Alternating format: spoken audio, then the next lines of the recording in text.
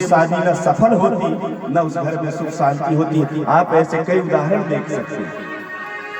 उसका मूल कारण जो आपके लिए मंगलाचरण कर रहा, वेद पढ़ रहा है और आपको विधि विधान से विवाह के बंधन में जोड़ रहा है, उसके लिए आप कहते हैं कि महाराज आप लुटेरे हो गए थोड़े से धन के लिए। ब्राह्मण लुटेरा नहीं है। अगर ब्राह्मण लुटेरा होता तो जब आपके घर में संतान होती है तो आप सीधे फोन लगाते हैं, उनके घर चले जाते, बोलते महाराज पंचांग देख के बताना बेटा क्या। उस समय आप पंचांग में भी 10 रुपए में चढ़ाते और पूछ के चले जाते। फिर नामकरण आया तो पूछ के चले गए, तब भी महाराज ने नहीं कहा कि 100 चढ़ाओ 10 चढ़ाओ। लेकिन जब आपके घर में शुभकर्म होने लगा और ब्राह्मण ने कहा कि महाराज हम तो कामना करते हैं कि आपके घर में आनंद ही आनंद हो, शुभ, तब ब्राह्मण कहता है कि हाँ अब आपको खुशी खुशी जो है 5,000 10,000 देना चाहिए। वही लोग कहने लगते हैं कि पंडित जी बहुत लुटेरे हैं, बहुत ठग रहे हैं।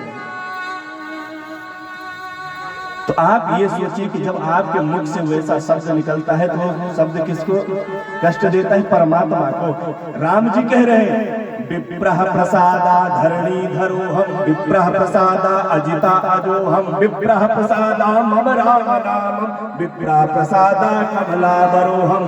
राम जी कह रहे हैं कि अगर ब्राह्मण ना होते तो मैं पृथ्वी पर अवतार नहीं लेता, और ब्राह्मण नहीं होते, गौ नहीं होती तो मेरा नाम राम नहीं होता। ये राम जी कह रहे हैं।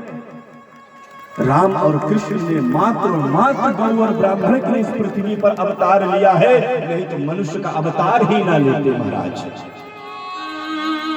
लेकिन आज के समय में लोग सबसे ज्यादा ब्राह्मण की निंदा कर रहे हैं,